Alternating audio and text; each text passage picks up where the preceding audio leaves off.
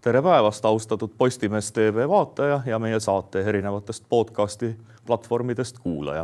Oled sattunud vaatama järjekordset saadet seeriast Peetri Pilk, kus räägime päevapoliitilistel ja ka maailma geopoliitikat ja vahel ka kultuurilisi ja ühiskondlikke nähtusi puudutavatel teemadel.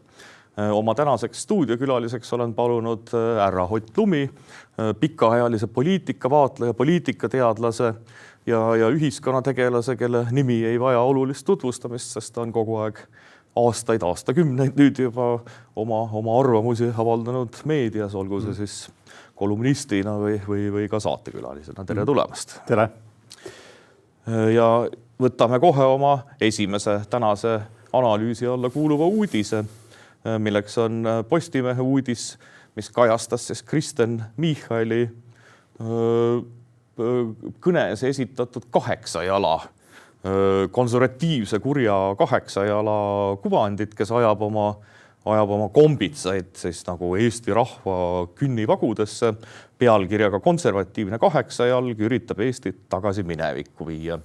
Ja see oli nüüd küll siukene kuvand, mis pani kogu sotsiaalmeedia ikkagi rõkkama, et tulid kõik profiilipiltide ümbrised, oli 8 jalg ühildatud siis onu Heinoga, kirjaga minus on onu Heinot ja siis raam ümber oli sinine 8 jalg. Hästi palju oli hoolivaid 8 jalgu, selliseid nunnusid 8 jalgu, omakorda patriootlikke 8 jalgu, et proovisin ka ise AI-ga siis genereerida, et milline see võiks olla, et mis mulje siis pikaajalisele. Ma ka vestlesin AI-ga ja siis selgus, et 8 jalg on üks intelligentsemaid nagu nii-öelda olendeid, ütleme siis inimese kõrval. Aga see selleks. Ma arvan, et lihtsalt nagu see tema volikogus kõne oli tervikuna siuke paanikakõne, et ilmselt natuke ta tahtis selle kõnega nii-öelda ikkagi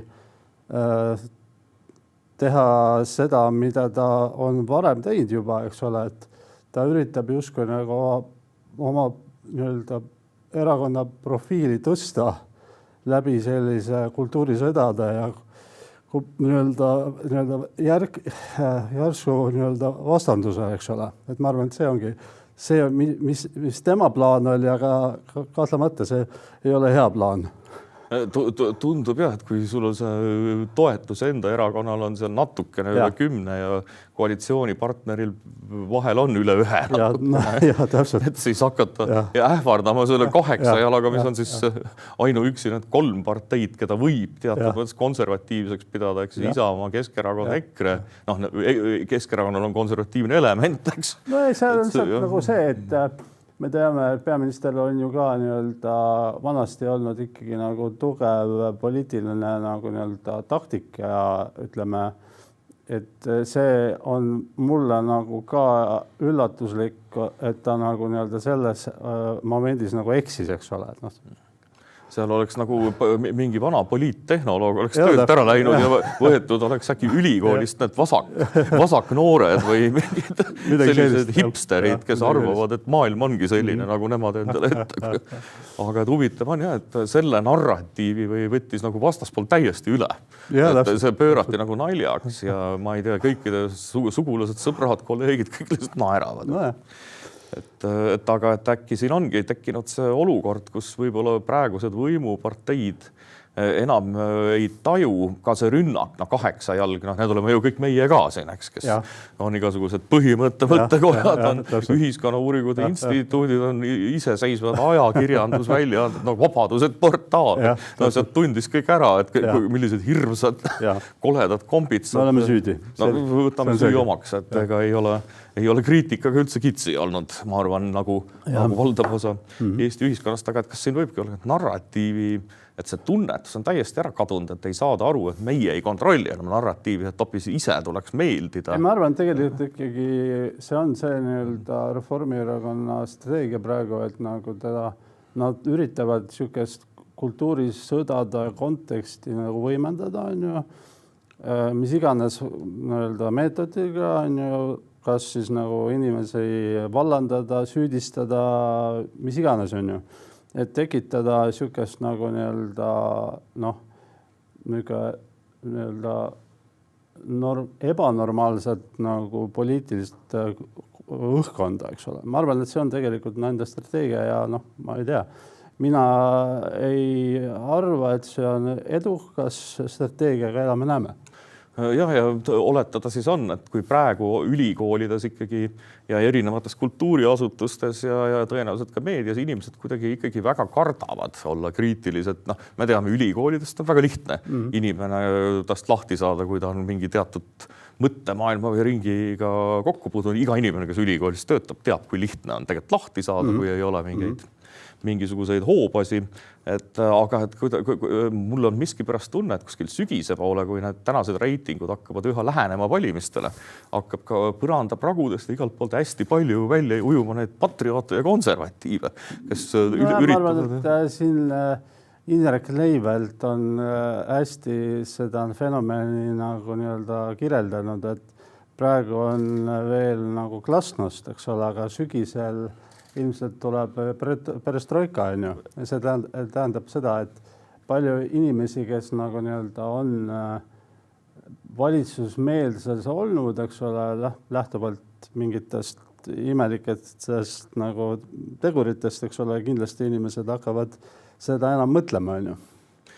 Ja siis samas vaataja võiks ka tähele panna, et kui ütleme, detsembris või 1. veebruaril ilmub välja tulihingeline patrioot, kes on viimased 4 aastat kõigele muidu kaasa kiitnud ja sellest sallivust arendanud, et ei pea ka kõike uskuma, eks? No võib-olla küll, jah. Et võib-olla selles, ütleme, praeguse narratiivi kokkulangemise hoos siis võiks rahvas natuke nagu ette vaadata, et mitte neid tüüpilisi elatujaid kogu aeg nagu uskuma jääda, kes üritavad siis kõik varsti enda kasuks pöörata. Aga seda koalitsiooni praeguse valitsusmeelsuse katset ellu jääda näitab väga edukalt ERR-i nõukogu juures praegu toimuv vähemalt minu meelest ja võtamegi oma tänase teise uudise ERR-i portaalist pealkirjaga Koalitsioon püüab kiirkorras suurendada Eesti Rahvusringhäälingu nõukogu ekspertliikmete arvu. Et kuna olen ise selles nõukogus 5 aastat olnud, siis ma umbes olen oman tunnetust, kuidas see toimub, et oli üpriski poliitiliselt tasakaalustatud. Väga keeruline oli ühel või teisel poliitilisel tiival, olgu see opositsioon või koalitsioon mingit ülekaalu saavutada küll siis tänase valitsusmeelsed ringkondade poolt. Kõik võivad varsti neid protokolle ja koosolekuid kuulata vabalt ka kuskil. Peaks juba vist olema võimalik, kuidas oli ikkagi näha, kuidas Anvar Samostit meeletu rünnak nii meie praeguse siis peaministripartei ütleme esindajate poolt kui ka mõne teise, et ma ei ole nii vihast ründamist ühe ajakirjaniku suunal näinud. Ja see oli ainus koht, kus ma nägin tegelikult erakondlikku survet kogu selle 5 aasta jooksul oli Anvar Samosti isik. Ja põhjus ta julges kritiseerida, ütleme, valitsusmeelsete jõudude ideid ja lihtsalt valitsust või valitsuse ministreid ja panna kahtluse alla mingeid dogmasid. Ja nüüd tekibki küsimus, et kuidas see tundub, et see uue ERR-i nõukogu mahitamine siis uut täis nagu ekspertidega, see on nagu USA ülemkohtu need plaanid, et mingi partei paneb sinna 9 kohtunikule, paneme 3 või 5 otsa, siis me saame 2/3 enamuse ja teha põhimõtteliselt enne valimisi kõike. Ma alustan sellest, et tegelikult see tänane mudel on minu arust nagu päris hästi toiminud, eks ole. Ei ole mõtet nagu nii-öelda mingit asja muuta, mis on nagu hästi toimunud, eks ole. Ma saan aru, et valitsuskoalitsiooni soov on suurendada nende ekspertide arvu, on ju. Aga see on nagu see küsimus, et igal eksperdil on ju ka oma nii-öelda poliitika hoiak vähemalt, eks ole. Ilmselge. Ja selles mõttes, et ma arvan, et ma ütleks niimoodi, et loodetavasti Eestis ei juhtu nii-öelda Ungarit, eks ole. Aga see võimalus on olemas. Seda ma ise tegelikult see katse on meie avalik-õigusliku meedia urbaniseerimine. Ja seda peab möönma, eks ole, et hoolimata sellest, et Eesti poliitiline kultuur võib-olla on nagu intelligentsem, aga valdamatult see see risk on olemas. Vaadates ikkagi, kui julmalt ülikoolideski käituti teadlastega, kes teatud asjades on teisiti mõtlejad või kuidas konjunktuuriinstituuti rünnati või väga erinevaid selliseid asutusi, et siis ma viimaste kuude juures ma enam ei näe väga suurt erinevust, et mina olen tõsiselt mures, et kui see läbi läheb, võidakse enne valimisi põhimõtteliselt ERR-is teha ükskõik mis mangerdusi, kuluaarides on juba jutud, et üks minister tahab saada selle tulevaseks juhiks, eks. Need on kõik kuulujutud, kas me peame neid uskuma, ma ei tea, kultuuriminister juba plaanib uut ametikohta, need võivad osutuda hiljem kõik kabineti sosinaks. Nagu natuke laiemalt ka, et minu just nagu nii-öelda seda depolitiseerimise nagu nii-öelda paradigmat on nagu levitatud Eesti ühiskonnas piisavalt, eks ole, et ma arvan, et nagu nii-öelda ma kahtlemata mingid nagu positsioonid vajavad nii-öelda ekspertsust, eks ole, aga tegelikult nagu nii-öelda päris nagu nii-öelda poliitika sisendit ka ei ole võimalik nagu nii-öelda demokraatia korraldada. Oluline just ongi, et mis tahes olukorras opositsioon ja koalitsioon kumbki ei saaks nagu omada hooba. See tegelikult selle nõukogu eesmärk, see peaks ka olema. Et tagada tasakaal ja nende inimestega, kes ei ole päris nagu tumbad, vaid üht-teist jagavad. No see on klassikaline võimune või ütleme siis tasakaalu küsimus, eks ole, et demokraatia mõte ongi see, et tegelikult nagu nii-öelda, et meil on mingid nagu kontroll või tasakaalumehhanismid, eks ole, aga selle ERR-i uudis või otsusega ma arvan, et see nagu nii-öelda see telg nõrgeneb. Kui see ära tehakse, see on ikka üpris suur jama, mille siis uus valitsus loodetavasti ka kohe likvideerib. No see on jah, ma arvan, et see ongi niimoodi, et tegelikult nagu nii-öelda et kindlasti reageerib, eks ole, ja nagu demokraatia üldvaates see ei ole positiivne, aga ma arvan, et me ei saaks ka ütelda, et uus koalitsioon lähtuvalt sellest, eks ole, ei tohiks teha seda. No jah. Või see on kindlasti üks olulisi teemasid, millele opositsioon praegu peaks väga suurt rõhku panema. Aga võtamegi nüüd kohe oma järgmise uudise, milleks on Postimehest uudis pealkirjaga Tallinna ringkonnakohus mõistis Kalle Laaneti kelmuses õigeks. Nüüd olemegi siis järjekordses olukorras, kui hakkas pihta see protsesside, osad nimetavad seda fabritseerimiseks, osad väga paljud näevad seal ühe teatud ringkonna, kes esindab väga konkreetseid huvisid, poliitilist, ütleme, seadussõda, siis ütleme tänase ka opositsiooni vastu. Kalle Laanet üritas asju uurida, kohe ilmus välja siis mingisugune paber täpselt sellel kellaajal. Mina olin kindel, et nii kaalukas asjas on prokuratuur või kes iganes käitunud tõenäoliselt ikkagi mingi alusega. Aga et kui hiljem hakkasid tippjuristid ikkagi seletama, et see, mis tehakse, on jama, et siis selgus, et see ei ole nii. Ja nüüd ka see ringkonnakohtu otsus näitab, et kuidas seda järjekordset täielikku ämbrit, et kuidas seda kommenteerida. Ei, no ma arvan, et see ongi väga suur probleem, eks ole, kuidagi poliitika nii-öelda on nagu ühest küljest juridiseerinud, eks ole, ja tegelikult nagu nii-öelda me näeme ju ja loeme nendest case'idest, eks ole, alates juukseri case ja mis iganes, eks ole, et midagi on seal süsteemis nagu nii-öelda mäda on ju. Meil eelmine nädal ilmus Margus Kurmi raport, eks ole, kes väga selgelt nagu tegi ettepanekuid, eks ole, kuidas seda nii-öelda süsteemi võiks nagu reformida, ma arvan, aga ma arvan, et see on kindlasti uue koalitsiooni võib-olla mitte võtme, aga kindlasti üks teemasid.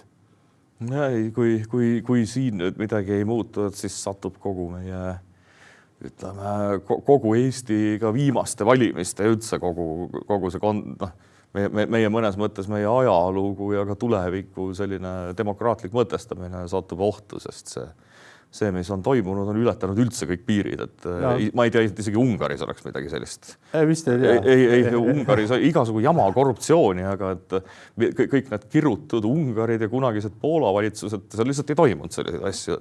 Seda ma ei tea ka. Et nii rämedaid eksimusi ei ole olnud. No, ma ei tea, ma arvan, et siin on ka see, et seda Eesti ühiskonda peab ikkagi natuke mõtestama teisiti, et meil on nagu väga väike kogukond, eks ole, et nagu, et mingite eurodirektiividega lihtsalt nagu nii-öelda ei ole mõttekas meie nagu nii-öelda ühiskonda ja poliitikat mõõta. Et nii ta on, aga lähme nüüd oma tänase viimase uudise juurde, milleks on siis Ott Lumi enda artikkel alles äsja ilmunud Postimehest pealkirjaga, kas Eesti inimene saab valida maaelu ka siis, kui turumehhanismid seda ei soosi, et soovitan kõikidel seda teksti lugeda ja kaasa mõelda, et viibides ka ise tihti maale, et sa näed seda igal sammul, kuidas toimib see vana hea mudel, kus võimul on totaal või padu siis liberaalne või ka ühiskondlikult võib öelda mõnes mõttes vasakpoolne valitsus juba pikka aega. Ja tekibki olukord, kus nagu maad ei ole olemas üldse. Sellele tõenäoliselt lisandub veel ka viha selle maa inimese vastu, täpselt nagu Inglismaal, Prantsusmaal või Itaalias või kus iganes maa inimene ei vali neid progressivistlikke parteisid, maa inimene valib ikka. Tõenäoliselt ka Eestis neid 8 kombitsaid valdavalt, kuigi on ka kindlasti erineva rikkusastmega piirkondi, kus on pilt kirjum, aga et see hakkabki juba meenutama nagu mis maainimesega alates automaksust lõpetades sellega, et busse kuskil enam ei käi. Et see hakkab juba meenutama nagu mingit kättemaksu maainimesele, et valisite kurja 8 jalga, et nüüd me näitame teile, et käige jala ja makske automaksu. Ja me tellisime Andres Rõigaselt nagu nii-öelda vastava raporti, eks ole, ja tõde on, et ta ekstra nagu rõhutas sellist nagu nii-öelda regionaalpoliitikas seda aspekti, et tegelikult tuleks vaadata ikkagi nagu Eesti kontekstis ikkagi, kas meil on nagu sihuke normaalne nagu linn, maa tasakaal, eks ole. Ja oma raportis ta tõi ka välja, eks ole, et tegelikult seda ei ole ja ta tõi ka välja erinevaid nagu nii-öelda siis potentsiaalseid nagu nii-öelda meetmeid, kuidas seda tasakaalu tagada, eks ole.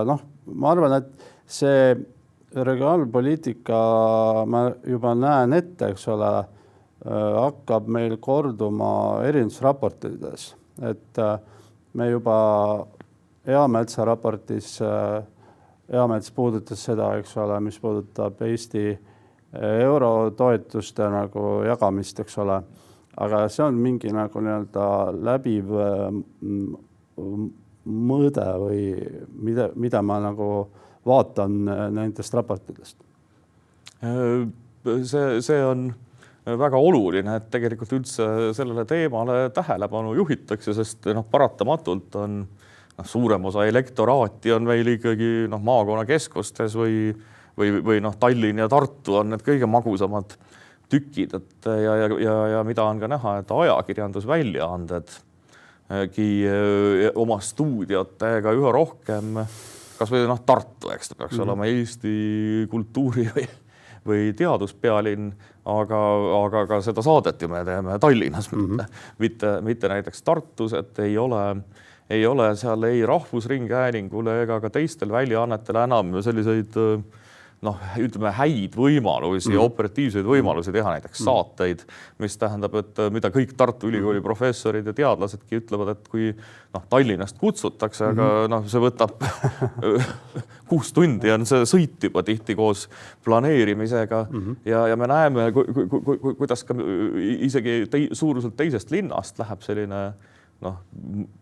võimekus suhelda, siis pealinnaga kaob ära, et ja eriti just selle viimase koalitsioonida, nüüd seda on olnud juba varsti siis 5-6 aastat saab täis nüüd Reformierakonna juhtimisel, et see on üha süvenenud, tähendab Tallinn on saanud nagu selliseks progressivistlikuks linnriigiks, kus ütleme linna südamesse rajatakse igasugu putukaväilasi ja umbrohu peeraideks, et maa tuua linna tagasi, aga et päris jube on jälle seda pealt vaadata siis päris Eesti nagu seisukohast. Et fakt on see, et nagu meie erinevad raportid nagu indikeerivad, et see regionaalpoliitika vaade on Eestis kuidagi napp, on ju. See on napp igas mõttes, eks ole, on erinevaid ministeeriumeid, kes sellega võiks tegeleda, kaotatud ära, on ju. Ja tervikuna siuke nagu kui me vaatame ka elatustaseme nagu vahesid, eks ole, näiteks Lõuna-Eesti versus Tallinn, eks ole, need on mitmekordsed, eks ole. Et see on ka nagu julgeoleku küsimus, et kas me nagu arvame, et ütleme, sellist uuringut ei ole, eks ole, aga lihtsalt nagu see on ka nagu natuke julgeoleku küsimus, et kas nagu inimesed, kes on ütleme, ebavõrdstes olukorras, eks ole, siis kas nad on nagu kaitse kohaselt, eks ole, kaitse küsimuses peale hakkamas, eks ole. See on lihtsalt küsimus, aga see on kindlasti reaalne küsimus. Ja see võib-olla ei ole nii suur probleem nüüd veel täna, aga ta hakkab süvenema, sest tegelikult rahvas on pärast seda meeletut inflatsiooni ja kõik maksutõused, ta on alles uues olukorras. Et kõiki maksab maal isegi rohkem kui linnas ja palgad on maal jälle ikkagi meeletutes kogustes väiksemad, et see on tõsi, et kui ei tule siin muutust, et see võib hakata ära sööma ka praegu väga kõrgeid sellise patriotismi ja riigikaitse tahte reitinguid, mida veel ei ole juhtunud. Aga ei ole juhtunud, aga loodetavasti ei juhtu ka. Aga... Seda tahame kõik loota. Aga et ega siin muud üle ei jäägi, kui lihtsalt tuleb panna mis tahes tulevane valitsus väga suure surve alla. Et me ei tehtaks ainult sõnu, vaid ka päriselt. Ma arvan, et see ongi nagu üks point ka, millega me tegeleme oma mõttekodas, eks ole, et ühelt poolt me nagu tegeleme sellega, et pakkuda uusi värskeid ideid, eks ole, mille kohta ma vaatan sotsiaalmeedias erinevad nagu peamiselt nagu koalitsioonierakonnad, eks ole, on nagu meil mõnitanud, eks ole. Ikka. Aga teist küljest on ka see, et küsimus on ka see, et kuidas ja kes need inimesed on, kes neid häid mõtteid hakkavad ellu viima, eks ole. No see ei ole enam meie rida, see on tegelikult erakondade rida, eks ole. Ja selles osas ma vaatan ka natuke murelikult, aga elame-läheme. Et siin ongi võib-olla saate lõpus nüüd paslik arutleda ühe huvitava teema üle, mida ma kogu aeg ükskõik kus vestluses, ütleme, intelligentsete poliitikast huvitatud kolleegide, sõprade, ükskõik kellega, mida kuuledki, et Isamaa toetus on näiteks suur, ikka päris suur, et ta käib seal natuke alla 30, vahel 24-5 juures, siis jälle läheb kuhugi 28 juurde, aga see on Eesti oludes väga suur toetus.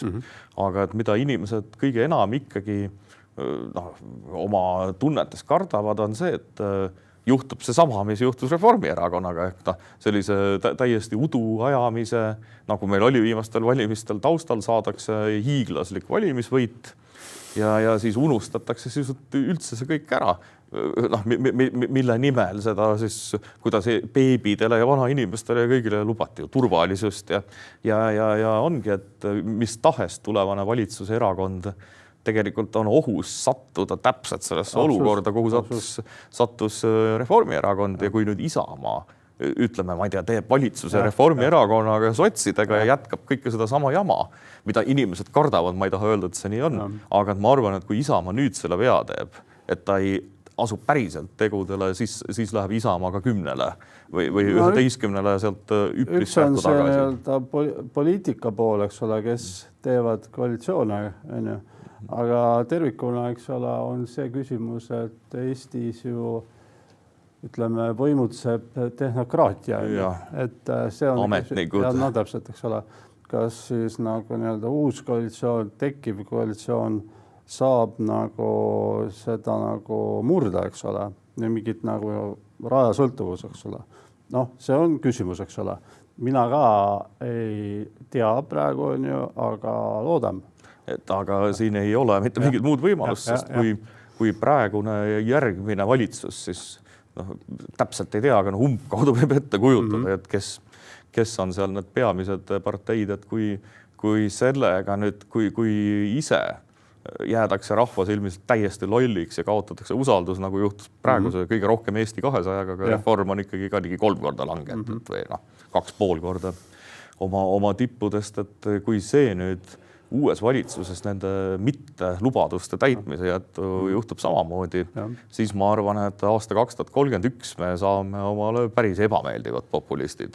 Ma ei mõtle mitte häid populist, kõik poliitikud on populistid, see populismiga ähvardamine on üldse absurd, las olla, poliitik peabki lubama natuke rohkem ka ja eliidile peab ka vastanduda, aga ma ei taha mõeldagi, et kui nüüd seda olukorda ära ei kasutata, mis meil 2031 tuleb, sest siis on ikka inimesed siis võivad meil nii vasakult kui paremalt, kui ükskõik kust tulla juba täitsa sellised. Jah, ma arvan, et täitsa lihtsalt vikatiga tüübid. Et kui see järgmine valitsus ebaõnnestub, siis tegelikult tuleks valmistuda juba nagu siukse nagu räigema populismi laine osas, eks ole. Aga ütleme, et ega me nagu ette ennustada ei saa, eks loodame nagu parimat, aga kardama hullemat. Mina loodaks ka parimat, et ma nähes muu hulgas ka, et nii Madisson kui Kõlvart Keskerakonnast on ajanud väga sellist mõistlikku juttu sageli.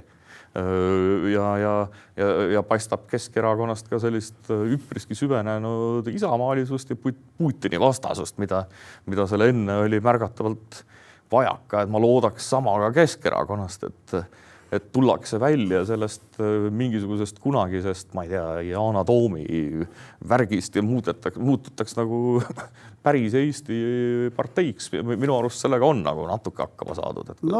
Pigem nagu signaalid on positiivsed, aga ma siiski ütleks, et nagu praktika on kriteerium, eks ole, et elame näeme. Aga mida selles saates siis, mis jääbki vist kõlama, et me peame ikkagi järgmisele valitsusele esmalt edu soovima, aga juba ette vist näppu viibutama, et kui ta nüüd selle mingi käki teete, nagu, siis satub tõesti Eesti selline, ütleme, sidusus, sotsiaalne sidusus, SS, sotsiaalne sidusus satub ohtu ja siis me võime langeda väga kehvadesse meeleoludesse. Aga saateaeg hakkab nüüd lõppema, et võib-olla mõne sõnaga siis põhimõttekoja, mille asutasid siis Ott Lumi, Leif Kalev ja Veiko Lukman. Ja tõenäoliselt mitmete mõttekaaslaste siis koostööl, et mis on järgmised initsiatiivid, et ise olen kõike lugenud, et üle pikka aja mingit mõistlikku analüüsi. Meil on tegelikult plaanis neid raporteid nüüd avaldada vähemalt juuni lõpuni. Siis augustis me jätkame. Meil on järgmine nädal on rahvastikupoliitika raport, eks ole. Meil on siis tulemas sõjanduse raport ja noh, mis iganes raporteid, eks ole. Et kindlasti ma ise olen lugenud ja ma arvan, et kõik väga huvitav on, mis puudutab